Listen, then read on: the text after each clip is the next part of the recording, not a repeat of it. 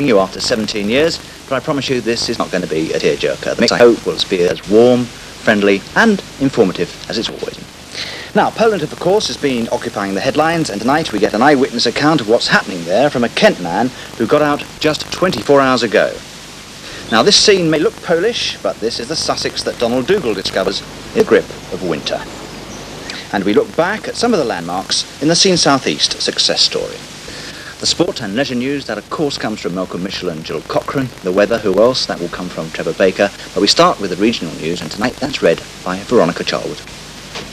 The hunt is on at Southend for 3 men who robbed a bingo manager of £4,000 last night. Mr. Henry Barwell was tied up and threatened the keys to the safe at Olympia Bingo on the seafront. He's not hurt, but it was some time before he struggled free to raise the alarm. One of the raiders spoke with a Scots accent. Police now believe that the armed man who robbed a supermarket in Brighton last night was also behind another raid at Southwick the previous day. In the Brighton raid, a man armed with a shotgun forced a security guard to hand over £10,000 outside the Fine Fare supermarket in London Road. The previous day, £15,000 was taken from a bank at Southwick. And police in Kent say they're now convinced that 2 men were involved in yesterday's raid on the sub-post office at Northbourne near Deal. One of them threatened the postmistress with an axe, the other drove the getaway car, a stolen white Ford Escort. The Central Generating Board say their nuclear reactor at the Dungeness B power station should be producing electricity in 3 months' time. That's about 11 years behind schedule, as Steve Clark reports. The generating boards say they've now finished loading the reactor with plutonium fuel. Tests should start after Christmas, and it's hoped the number 1 reactor will be contributing to the grid by next March. By then, the station, plagued by technical problems for the best part of a decade, will have cost more than £500 million. Work is still going on to finish the number 2 reactor, but the generating board says 2 is now facing difficulties in construction, and it could be some time before it's producing power. Once they're both workload, they'll make a significant contribution to the national grid. 1 reactor on its own could produce enough electricity to light up a city the size of Birmingham. Anthony Wilde, the man arrested last week after an 8-month search by Sussex police, faced a new charge when he appeared before magistrates at Hove today. Wilde, who's 35, was accused of taking part in an armed robbery at a supermarket in Cheltenham last April. He'd already been charged with attempted armed robbery at a supermarket in Brighton. Wilde, of no fixed address, was remanded in custody. The Sussex Chief Constable, George Terry, has denied suggestions that his plans to ban the county's radar speed detector teams will lead to a free-for-all on the roads. He says traffic patrols will take over the job.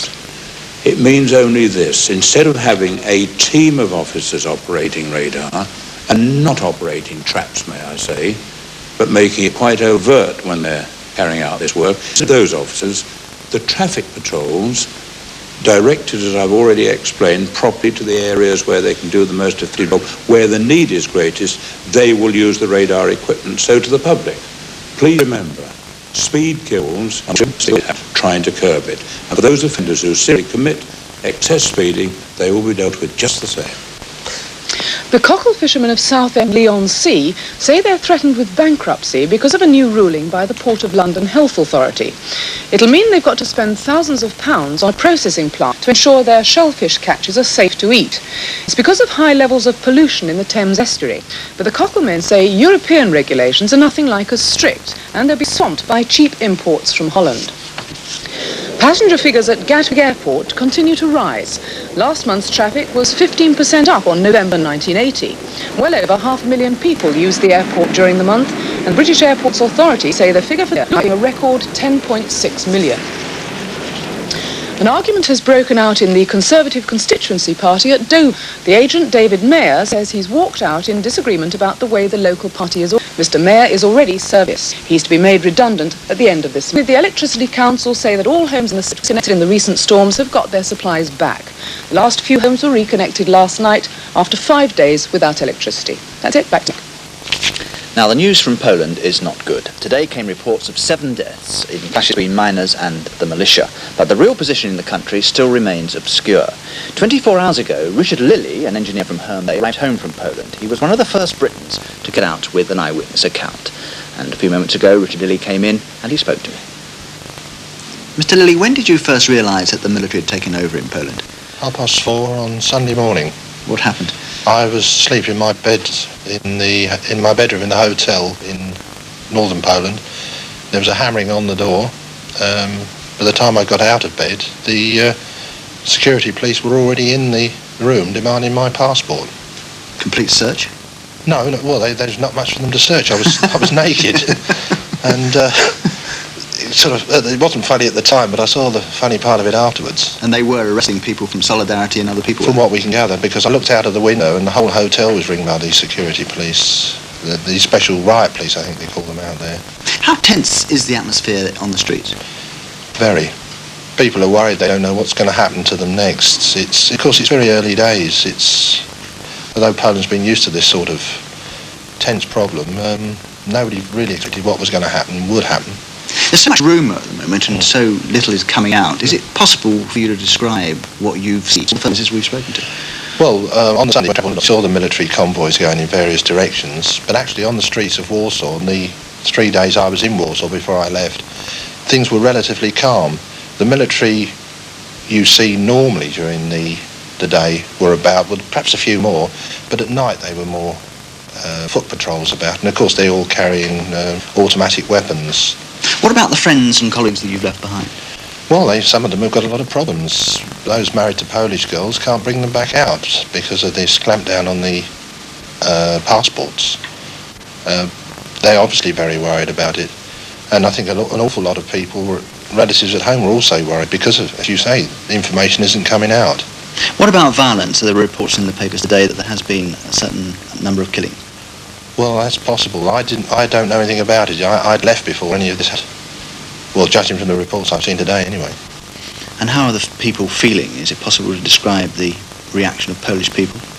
Well, bewilderment, for a start. Obviously, apprehension of what's going to happen next. How much suffering did you find? Well, there were a lot of shortages in Poland. We know for a fact that some of the hospitals didn't have drugs, that food was difficult to come by, the shops were nearly always empty. And if anything did appear in the shops, you'd get a long queue. It was very much like 1945, 46 in this country at the end of the war when rationing was still on. And are you very relieved to be out of Poland? Well, I can't really describe. I am relieved in one sense, but worried in another. Worried friends? My friends and colleagues. Will you be going back to carry on your work? If they'll let me back, yes. You're not that frightened then? Oh no, but well, it's difficult to describe how I feel at the moment. It was a long journey, and I haven't really had a chance to really decide. But I think I will go back. I've got a job to finish, and I've got some very good friends out there, and I'll be happier when I've seen them, or at least seen them back in this country. Thank you very much for joining us this evening. Thank you. Now, one of the pleasures of, or many pleasures of working on this programme is that now and then when we do a night, something good comes as a result of it. Earlier in the year, we had a social worker from East Sussex explaining a new scheme to get mentally handicapped people out of institutions and into family homes. Well, of course, he needed volunteers, and it seems he got them, as Mike Fuller reports. This little group makes up the happy success story. Penny Coleman, who suffers from a mental handicap, a slowness to learn, is now enjoying the first proper home she's had for years. Elaine Blackmore, who joined the social service scheme to share her little house near Buckspenny, and Elaine's daughter Lucy, who gets as much out of life as any bouncy 6-year-old. Finally, Hugh Card, the specialist social worker whose appeal for helpers to take handicapped people into their lives put them all together, and it's working very well. I have done a bit of work with handicapped people, and I gave that up this year, but I still wanted to do something for them. I had a spare room in the house, and I felt that somebody could make use of it. It must be difficult, because I know you're the best of friends now, but I mean at the time, of course, you're total strangers. Was that difficult? Well, it is difficult, yes, at first. You have to learn to live together, obviously, and we just got together and it worked out okay for us. Would you recommend it? Oh, certainly, yes, I would, because not only is it company for Penny, who lives with us as a family, it's also company for me as well. Penny works at the local chicken factory and earns enough to pay her own way and her own rent. It's the independence she needed, the break from bed and breakfast accommodation or the imposition upon kind friends. I'd very much to go out on my own. I mostly went out with my parents mostly all the time on a Saturday. And now you've reached real independence? Yes, I have. Since I've been living with Elaine. Yeah. Since I've been living with Elaine, I'm mostly going out on my own, you know. I've got my own back door key, my own front door key. I can go in and... She's very independent now. Yes. And after herself. I'm quite happy with that. There's up 7 or 8 relationships. There's a few problems. She's really quite an ordinary lady, but I suppose she must have some sort of problems. Yes, I think she is very sociable and quite easy to get on with. Her problems are around self-confidence, and I think that here she's just got the sort of people around her who boost that self-confidence and overcome that problem. There must presumably be some cases which are very difficult to place. We have placed 1 or 2 people who haven't quite the same social skills that Penny has, and they've done fairly well too. Do you think that we helped at all in the summer? I think you've helped a great deal. Thank you very much. Good to hear. Now, we've had 1,000 editions of Seen South East in the 16 years we've been on the air, and one thing has remained constant, and that, of course, has been the signature. Now, it was written by the Thanet-based musician Steinhaus, and out has joined me. It's jolly nice to meet you after all this time. Yes, I'm not a machine, you know now. It's called Zonk, a very strange name. It is. It was invented by Richard Clark. You remember, he was a producer of Seen South East, I don't know how many years ago. And he came from South Africa, and he said Zonk in South Africa meant go. And it's certainly what we're doing. Well, I wonder if we could have it live now, Zonk, go, as we come up to the break. Of course, here it comes, right?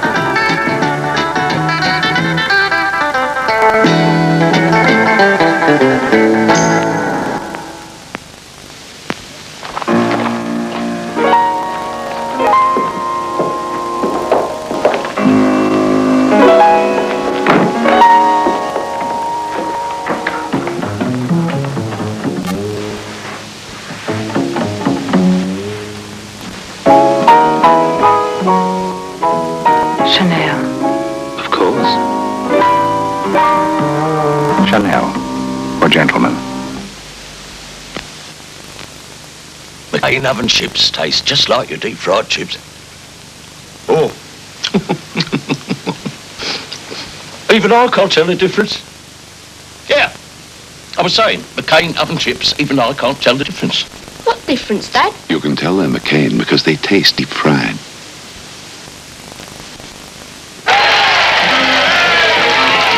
Oh, what has a hazelnut in every bite? Thick milk chocolate for your delight. Nougat and caramel, golden light. And don't forget the hazelnut in every bite. Delicious topping, full of hazelnuts in nougat, caramel and thick milk chocolate. And don't forget the hazelnut in every bite. Topping, a hazelnut in every bite. Everyone enjoys a night out. And thanks to Barbican, the alcohol-free lager, so can I. It brewed as a lager, it looks like a lager, and it tastes like a lager, but without the alcohol. It's great, man. Enjoy life. Enjoy Barbican, the alcohol-free lager. Need my liberty. Must try liberty. No one says you have to stay. Break out liberty. Break out liberty. There's no time like today. Liberty. Liberty. Liberty, the new fragrance from Yardley. Take it. Liberty. Fresh face. Fresh mouth. Strong teeth. Strong gum. Feel the SR tingle. Regular brushing means SR's fluoride strengthens teeth against decay. Plus, SR's own anti-plaque ZCT helps protect gum edges where plaque collects. The tingle for healthy teeth and gums.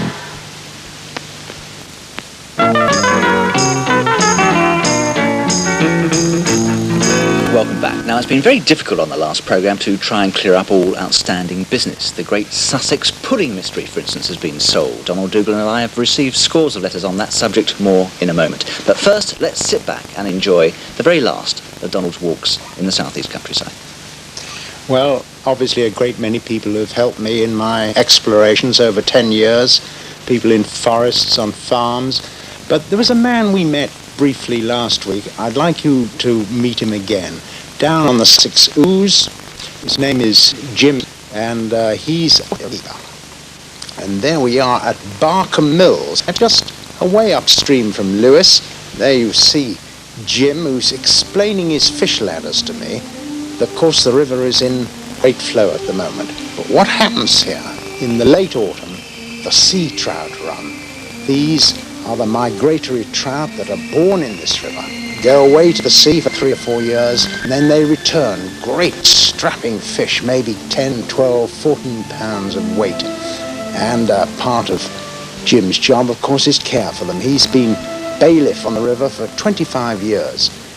Bailiff to this very old angling society, the Ouse Angling Preservation Society, which was formed as long ago as 1875. I reckon that must be one of the oldest fishermen's societies in England. Well, I don't need to tell you that we're in the grip of winter here, but as I've always said, every season has got its beauties. And the riverside, to me, is very beautiful now. This is the time it has its appeal. And here was the old toll road, the original toll gate on this bridge. 1066, we know that there were corn mills here, and indeed, well within living memory, they were burnt to the ground, the last mills on this site at Barkham. Well, of course, Jim has his problems, occasional poachers. He cares for something like 20 miles of river, right away down almost to the estuary at New Haven. And he's got that to look after. He's got his constant war with feral mink. Now, these are the descendants of mink, which a long time ago escaped from mink farms in the district. And, of course, mink and water, running water, go together. The mink and British animal, one must do because they are religious, and they will attack the fish, and pushed into a corner, they'd attack you. Well, there's Jim getting out one of his wire mink traps. This one was a non-starter. Baits these, by the way, with fish heads, place heads. This was a non-starter because it got frozen up. The springing was completely frozen up, and it never caught anything that day. But there's minks as big as your arm down there, down that old river. And one of my favourite rivers too, I think, the Sussex Ouse. It's quiet, it's rather murky, but it's got such a charm, and there's marvellous fishing here in the summer.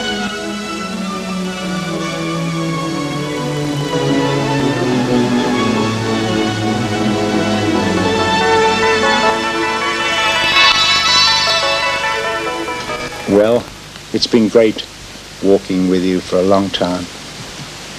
Thank you, Mike. Well, I've enjoyed it, Donald, I tell you. Right, that Sussex Pud, Donald and I solved the mystery. It does exist. It's a smashing recipe, and if you want one, I suggest you write to us here with a stamped and addressed envelope to Southern Television at Dover, our last service to you. Right, nostalgia now, as David Haig reflects on some of the people who have made this programme what it is.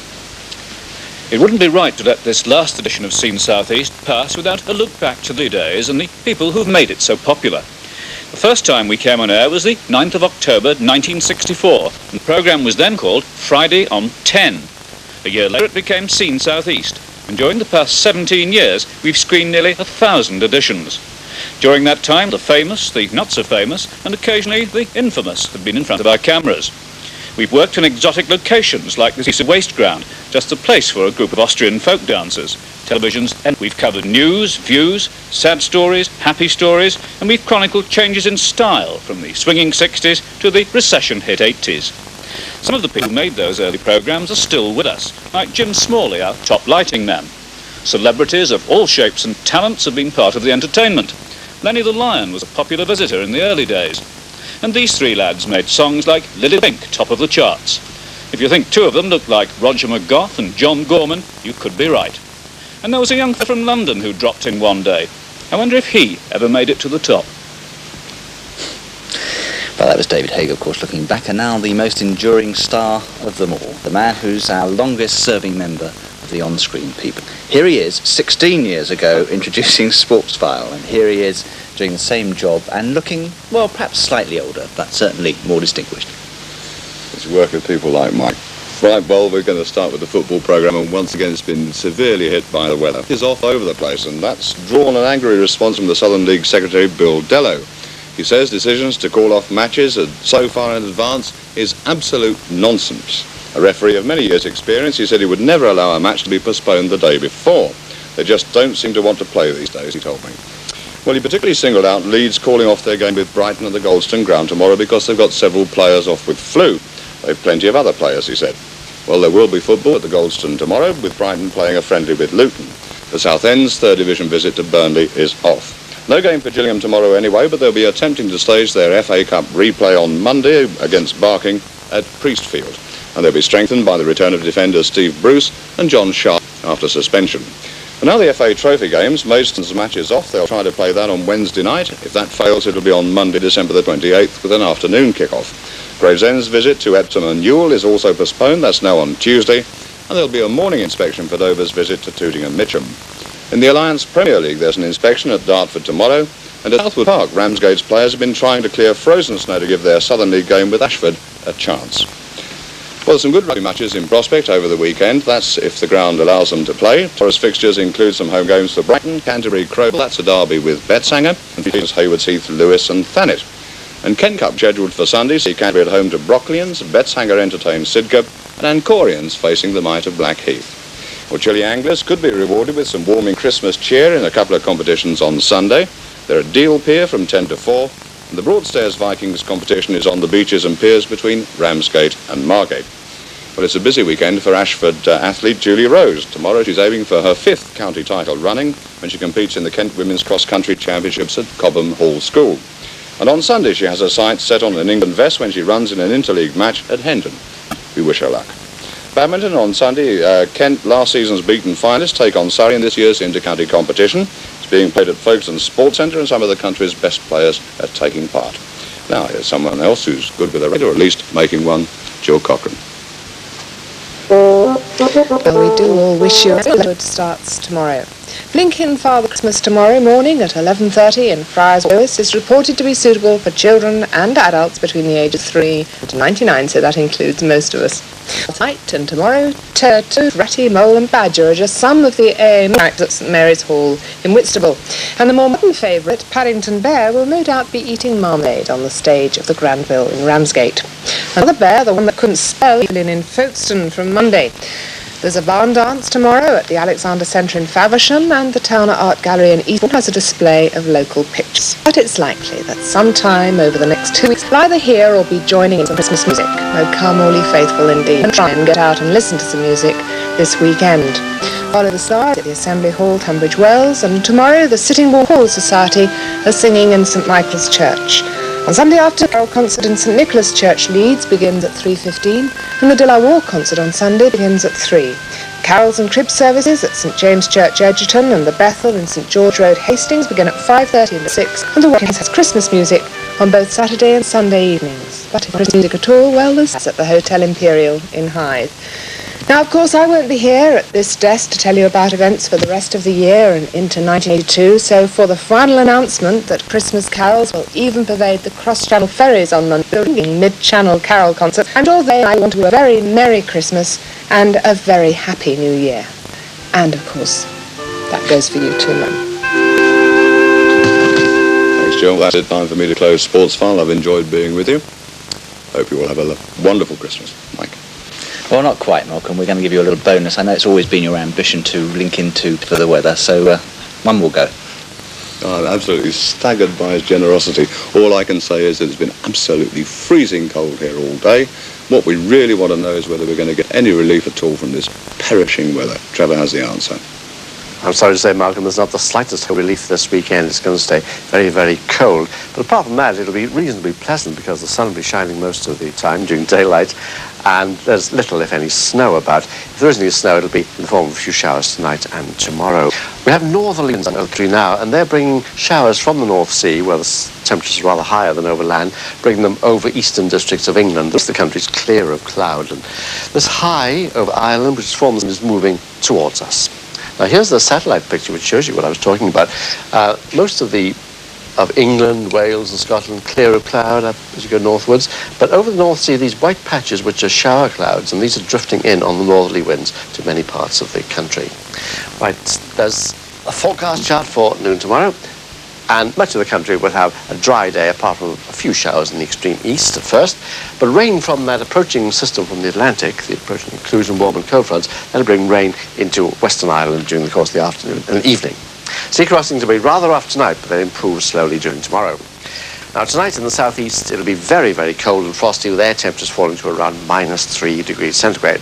Tomorrow best temperatures just exceeding freezing point. Tonight, there'll be a few showers about in the area, snow showers dotted around. Tomorrow morning, a few showers about as well, but they should die out in the afternoon. Apart from those, it'll be dry and it'll be quite sunny tomorrow. The winds are going to be northerly and breezy tonight, becoming light tomorrow, force 6 to 8 over the sea tonight, becoming lighter, force 3 to 5 during tomorrow. And finally, one wedding tomorrow, Eileen and Arthur at Upper Norwood. They'll have dry and bright weather. That's all. Back to Mike. Thank you very much indeed, Trevor, and that just leaves me time to say thank you very much indeed for all your loyalty over the years, and thank you very much indeed for all your Christmas cards, all your good luck messages. If time would allow, I would read some of them because they make good reading, I tell you. So it just leaves me time to say, on behalf of Donald, on behalf of Malcolm, Jill, and all the very many technicians that have been involved in the programme over the years, have a happy Christmas and a very peaceful New Year, as we all say farewell and goodbye.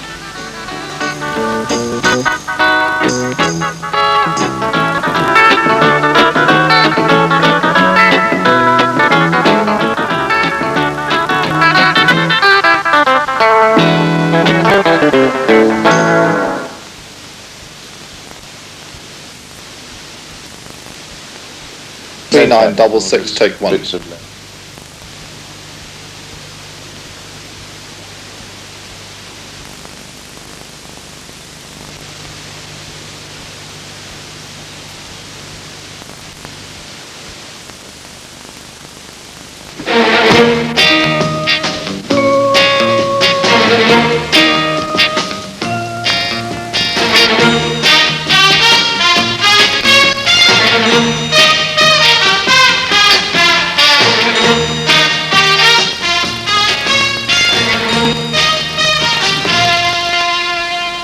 Well, we all know how difficult it is to make a start in farming on your own resources. It's difficult, and some people say it's impossible. Now, we're going to be joined by John Nix, who'll go into the economics of this situation. See you in a moment.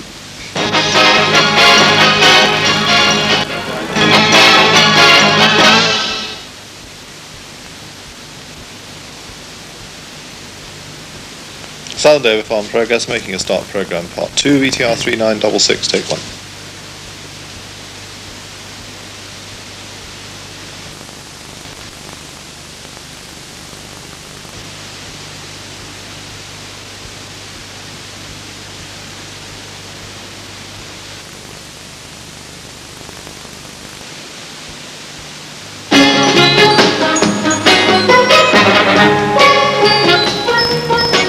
Welcome back then to part 2, program making a start, and we've been joined now here by John Nix, a regular advisor, of course, of Y College. John, activity, and then having a go at looking round for a farm, and I do wish we had more time, but we haven't. I've got to say goodbye to you now. We shall be back next week, looking at the problems of the apple industry.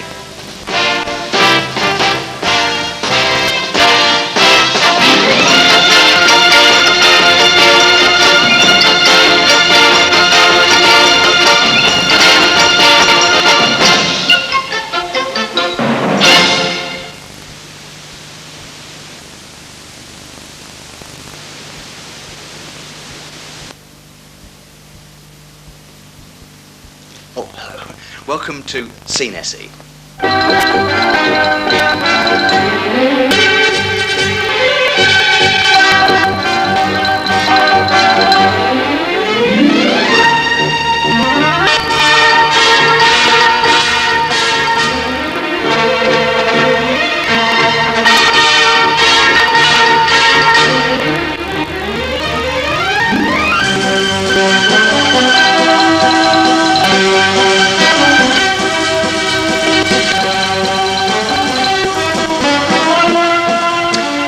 very busy programme for you tonight. We're starting off with our action man, Max Legrand, the man that always makes a right of himself. Yes, Max Legrand, and here he is with this edition. I myself prefer green.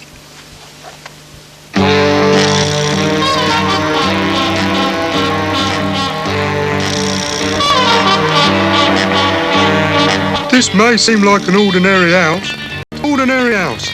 And never being one to let an opportunity like that go by, I decided to investigate. Well, Maxie boy, this is what you found out, wasn't it? Yes, in fact, it's the headquarters of MI5. Well, old James Bond, he taught me how to be a spy, and he was going to send me on a mission. That mission was to interview Alexander Solzhenitsyn inside a tunnel. James showed me around, and one of the most interesting things was the cloning department. Here he showed me the clones they were making of yours truly.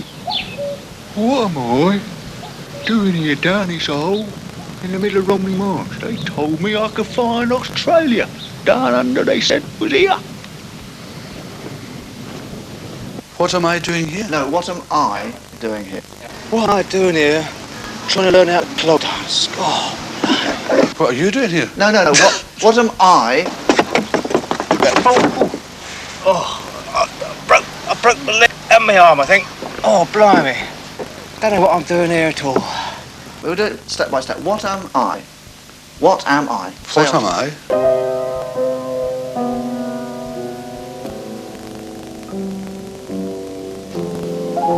What am I doing here? Learning free fall parachute. Doing here? Or what am I doing here, talking how to think? What the f*** am I doing here saying, what am I doing here playing tennis? That's what I'd like to know. Now, what am I doing here diving? Well, it's just the first of many vacations I had to master to achieve my goal in Spydom.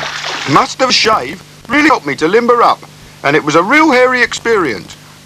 As I lifted the weights, I felt every bone in my body say, what are we doing here in his body? To say that I skied like St. Moritz would be an infringement of the Trades and Descriptions Act, and not for the first time, I landed on my proverbial Harris. Well, I always thought of myself as a slippery customer, but I must admit, I did think, what am I doing here, being picked up? Now steady on, girls, or I'll really be going to dogs. Well, the dogs really could run, because unlike humans, they have 4 legs. There was no time to feel plum tact or even think of a cliche. I just had to behave like the quick brown fox, making sure not to gather any moss and hope that the bark was worse than their bites. I rode on through the streets of Europa, followed by lots of other bicyclers. I thought it might be a rally, and I spoke to some of them as we rode. There were girls and boys, and one old fart who looked about 80. This shot might seem a bit long, but David likes my stories, and so we have to spin them out a bit. Well, I suppose Max Legrand's next series into you who fancy making a prat of yourself every week. Well, just write in Dr. Humorous South East at Dover, and I'm sure you'll get a reply. Now then, Studio 54 has made a great success, obviously, in New York, but they want to open the same thing in Dover. And of course, they're going to choose Angus Slurry to open it, that #1 superstar. And here he is at great expense. We have him for you.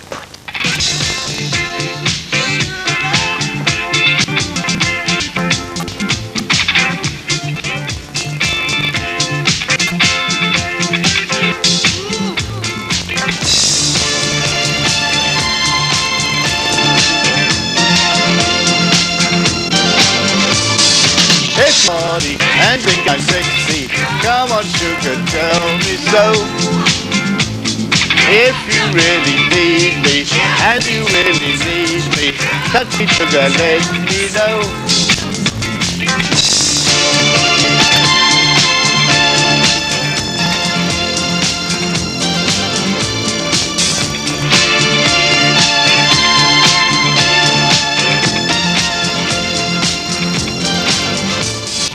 Want my body, and you think I'm sexy. Come on, honey, tell me so.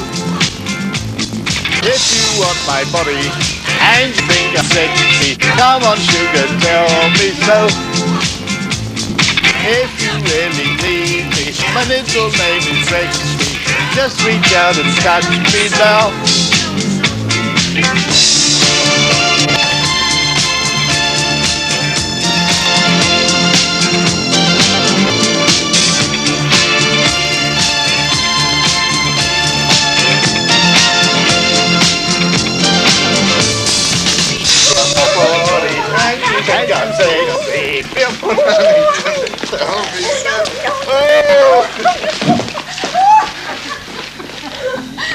If you want my body and you think I'm sexy. By the way, we've got a very, very special interview for you now. Federico Takaris. He's a very, very revolutionary filmmaker, and here he is talking with Mike Fuller. I find that lighting cameramen are a waste of time. We don't need them. Well, let's see the result of that. It's on that. Yes, this on the. Yeah, it's on yes. there. Yes, this is called. Yeah, this is called A Night in Blackwall Tunnel. Very moving. Very moving. Did anybody at the box office? It was very successful in film clubs. For instance, the St. Dunstan's Film Club found it very interesting. Who are your main influences in filmmaking, Federico? Oh, many. Arnie Wilson, Cocteau. Jean Cocteau? No, Harry Cocteau. He's got the pie shop in the Old Kent Road. We've got a clip, actually, of your film, Ash, here. That's a very short clip, of course. No, in fact, that's the final cut. Ah. Yeah. But, of course, you did actually do a longer version of that, and we've got a clip from that as well. Yes, that is the longer version, yeah. Yeah, beautiful film. I won an award with this film, actually. Yeah. And this is the award here, isn't it? Yes, this is the very award I went to collect. That's a tin of shaken back. Yes, well, it wasn't first prize.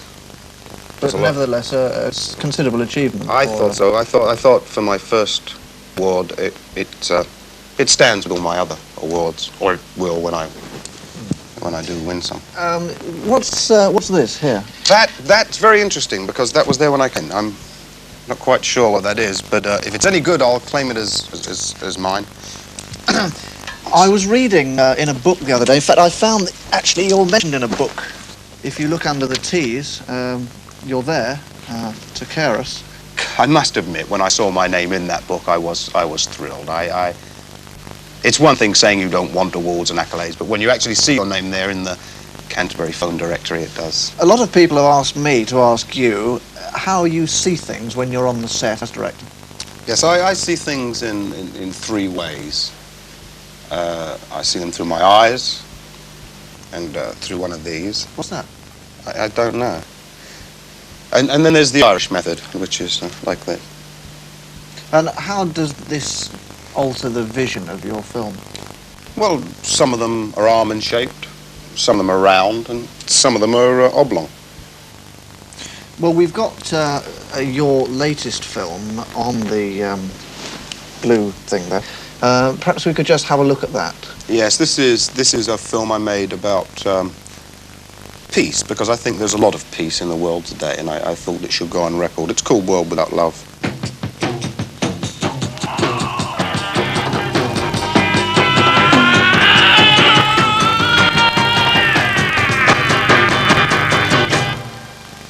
Please lock me away. But not allow me to die. Here inside, where I hide with my lonely legs. I don't care what they say. I won't stay in the world without love. Birds sing out and raindrops hide the moon. What I was trying to do was... I'll have to cut you short there. One final question I must ask you. A lot of critics have said that your mother had a lot of influence on your work, and then she did, in fact, make you a pufter.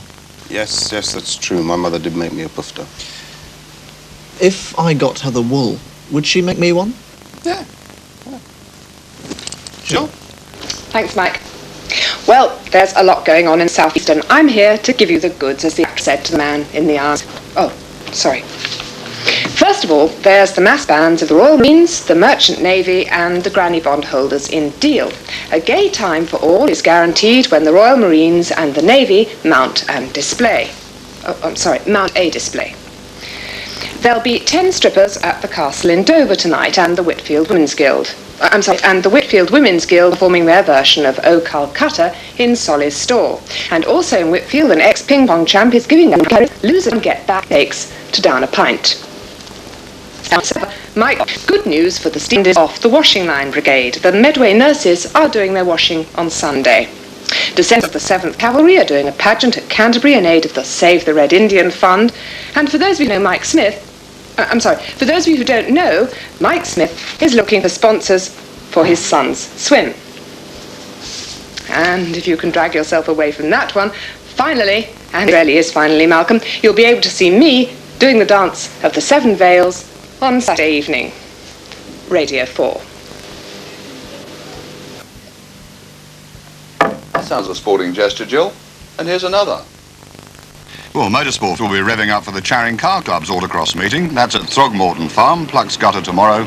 Meanwhile, those wanting to keep abreast of terrier racing can be at the Share and Coulter Herne Bay. And as always, let's play a fun promised. In competition for the Morris Harper Trophy will be keen. Ladies hockey sees a local derby between Luce Women's Institute and Arsenal. And beside the ladies hockey, there'll also be bangers and smash, with a good time promised for all those. Well, now cricket. And Kent seems certain to win the county championship, having beaten Hampshire by an innings of 424 runs today. But there's also a ladies' match, and the star of today's match wasn't Derek Underwood. Talking of bowls, there's a tough struggle for the Kent League leaders, but they're not out of the woods yet, because they've got to make certain... Oh dear, what's happened now? Back at the cricket, as I was saying, Kent had a very good time, but the ladies just simply... And there's also... Well, as I've often said, anything happens in this programme, it does prove, doesn't it, that we are live. Mike Felt, live introduction to Plaster Ducks, 5 take 1. I told you anything can happen. It is a live programme. You've got to keep smiling, haven't you? I think now we've probably got an item about singing. Let's hope so. It's our resident singing team, the Plastic Ducks.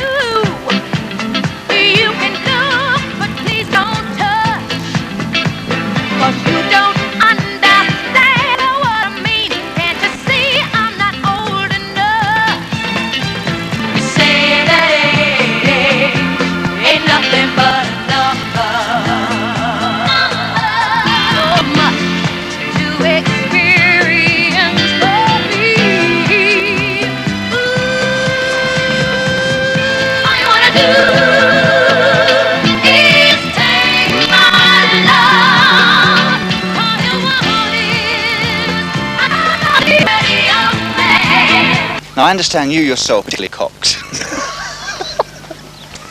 Well, there was one occasion outside Gatwick.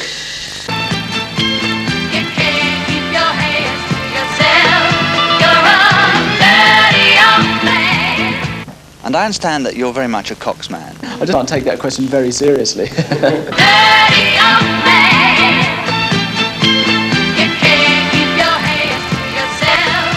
You've had a long affair with Cox. 4, which will rise to 5, which is not a lot, not a lot.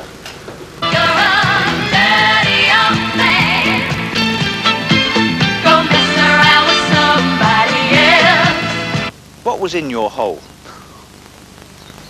Many members of the choir have experienced it. It does look extraordinarily big. I would imagine you could probably get half the population of Dover down there. See me, you can't speak, but please don't stop. 'Cause I believe every word you say, and here I am with a broken heart. Don't run your game down, don't waste it on me. No, no, no, no, no. 'Cause you're a married man, and I'm still free.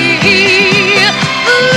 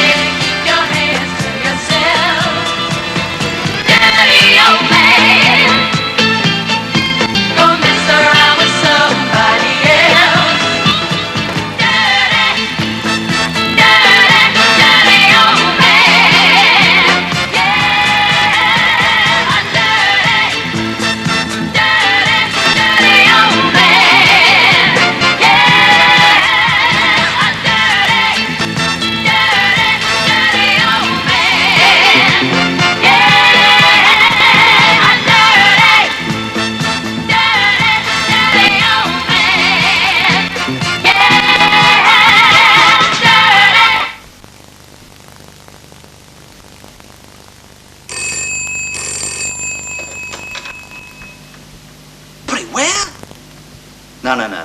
Dr. Vague wouldn't do that at 6 o'clock, sorry.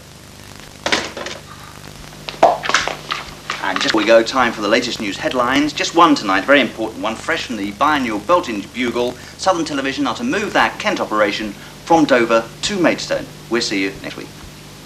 You're not... For Christ's sake, you're filming me, aren't you? Listen here, Derek Bud, I think you've got a damn cheek.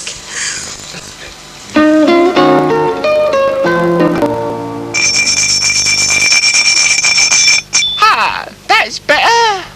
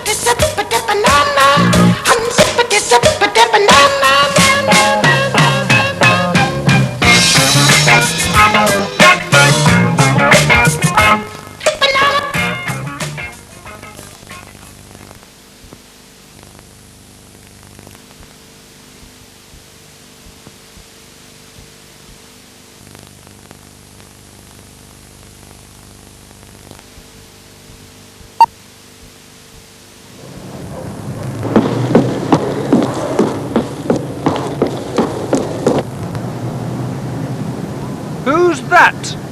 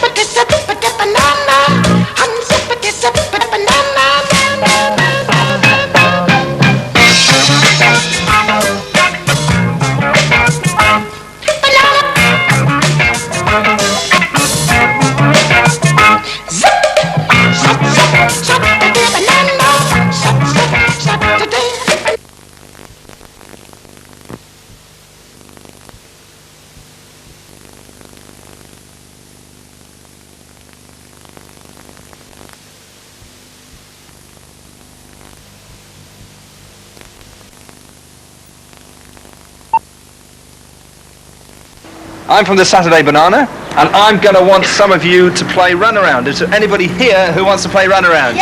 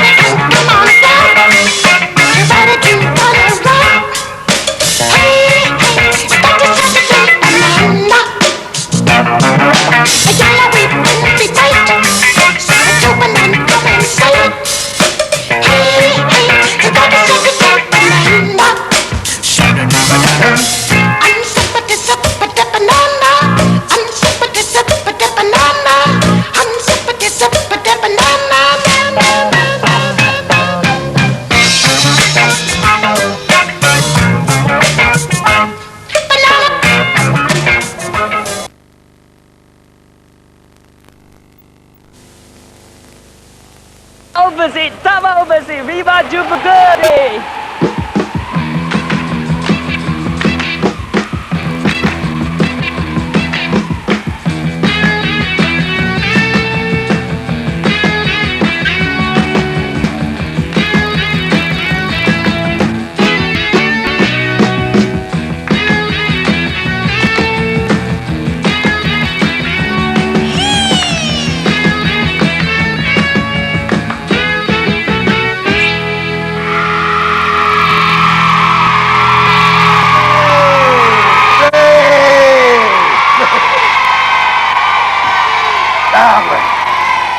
Right, I'm going to try and get out of this. Well done, Warren. Do you bobsleigh for the Britain there, boy? I don't actually bobsleigh for Britain, mate, but I do compete.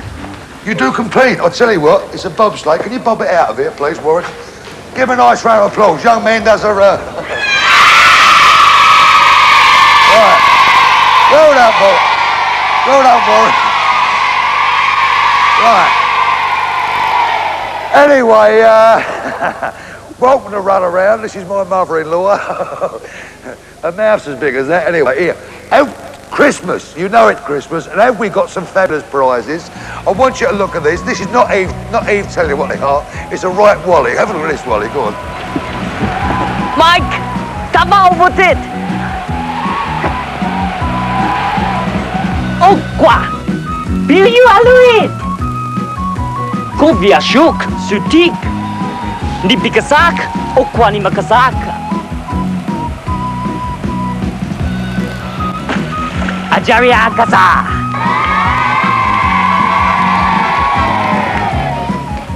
Televisa! That's enough of that Televisa. Oh, yes, man. Welcome to the Chris Run Around. Tell you what, can't play the game without kids.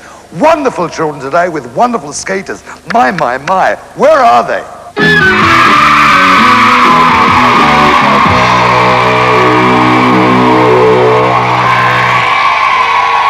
Right, super. Now we've got our skaters in. We don't know what the names are. Eve, what are the kids' names this week, darling, on the Christmas day? Well, on this Merry Christmas morning, we have Graham. He likes watching Tom and Jerry and has a tortoise called Nellie. Kim enjoys horse riding and has a new kitten called Dusty. Paul goes hiking in the New Forest and wants to be a surgeon when he grows up. Alexis likes playing netball and watching Mork and Mindy on television. Kenny, he plays rugby for his school's under-12 team. Let's hope he can tackle today's questions. Anne likes swimming and has a cat called Snowy. Ralph plays football for the school team. Kate enjoys doing gymnastics at school. Stephen plays football for the Cubs and his team are in the second round of the Cup. And lastly, Alexa has practically toured the world, and they're the 10 crackers in today's Christmas box. Marvellous. We wish you a Merry Christmas. Oh, what? Grr. What a wolf. Grr. Now listen. First game of the new series of Runaround. I know you don't know the rules, but here they are. The kids are asked a question to which there are 3 possible answers. If they're correct, they collect a yellow ball, which counts as 1 point. If they're the last one of the game, they collect a red ball, which counts as 2 points. Now, don't forget the questions are up on the board in front of them. If they are wrong, which they invariably are, because they're a load of wolves, we bung them in the dungeon, right? But if they're the last one of the game, we count the balls up at the end. They get the biggest prize. Everybody gets prizes. I never make a mistake. Never been guilty, but if I do, what's a wolf? Tim, over there, corrects me. Hello, Tim. A Merry Christmas, Mike. Oh, I say, that's terribly decent of you. Right, ladies and gentlemen, we'll now prepare to go with the game of Runaround. First question coming up. Look at the balls in front of you, kids. Here we go. There's a fire slapper. Oh, right. Christmas Day falls on a Thursday this year. That's the day, Christmas Day. On which day of the year will New Year's Day fall? Would it be answer 1, Saturday, answer 2, Thursday, or answer 3, Friday? I can't move, but can you? Go!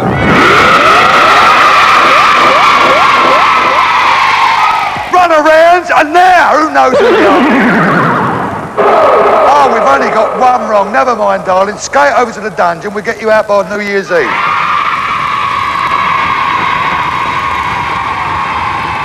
Right, next question coming up. Don't be cocky, because I can't do it. Next question.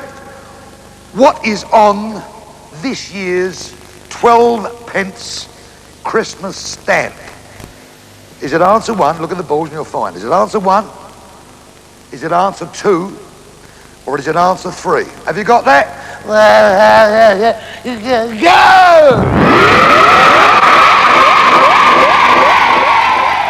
Run around now, run around.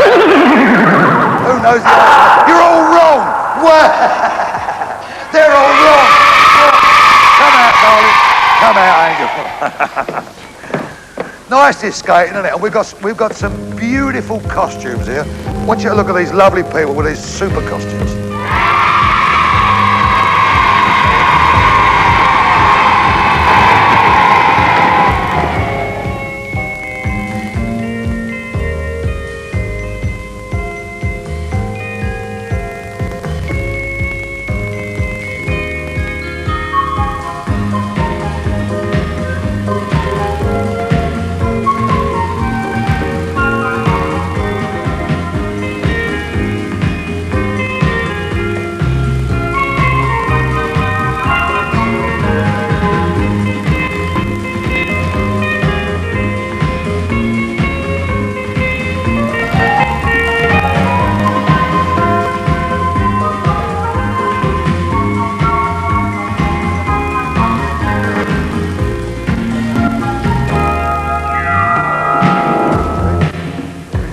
Over there, just lovely, it's delightful. The costumes are absolutely marvellous. John Neal, nice to see you, John. Nice to see you, mate. Can you give us an idea what this is all about? They're super costumes, aren't they? All these beautiful costumes come from the wardrobe of our show at Bournemouth Ice Follies, which we present every year, right through the summer. Yeah. Seen by Through the summer? visitors, right through the summer. And that seems unusual, because I always like, thought that ice shows were normally on the winter time. Yeah, well, perhaps they like the change of coming to seeing cold when they're out in the warm. Why ever not? But anyway, it works. And every year we've got thousands of people coming to see it, and we've been doing this now since 1931, and with full-scale shows in 1933. Really? Quite a long time. Yes, and the girlies are nearly all but two are from my show, and they've started skating to Korea, and they sometimes go all over the place. Girls from our shows have gone all over the world skating, and some of them are very fine skaters. I've It's a bit got to different see on that, because we watched him in this afternoon. Actually, we've got some other costumes, haven't we? Some other costumes to yes, come in. we've got something else to come in. Can we just see these Yes. other ones? Yes.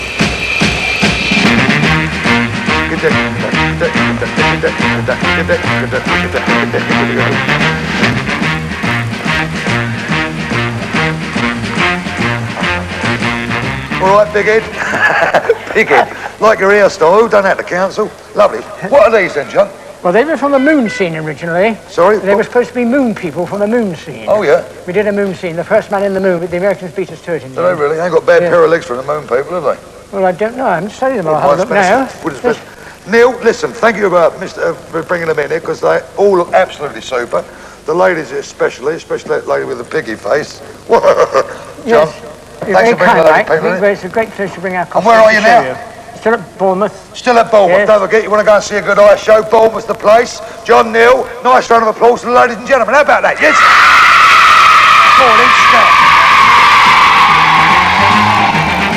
Isn't they lovely? Lovely. Thanks, Aunt. God bless you.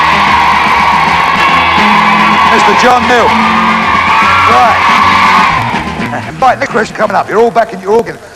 How many, I hope you was observant there, because what we want to know is, how many different costumes have you just seen in the studio? Now, how many people were in costume?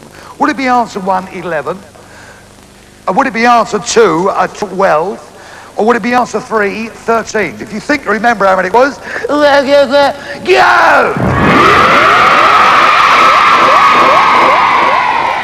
Run around now, run around now, Lord. Who knows? You're all wrong again.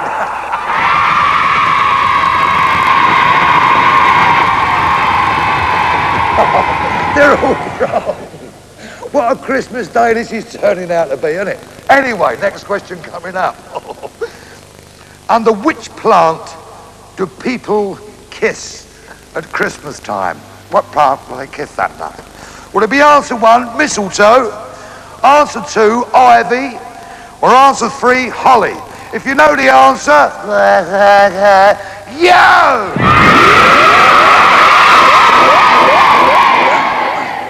Oh, hey. Run around now. Go on, run around now. But they're all right. Everybody's right this time, right? Well done. I think you're all following each other. Got a young lady, super skater, and a lovely looking girl. Nice round of applause for Miss Ruth Lindsay coming in.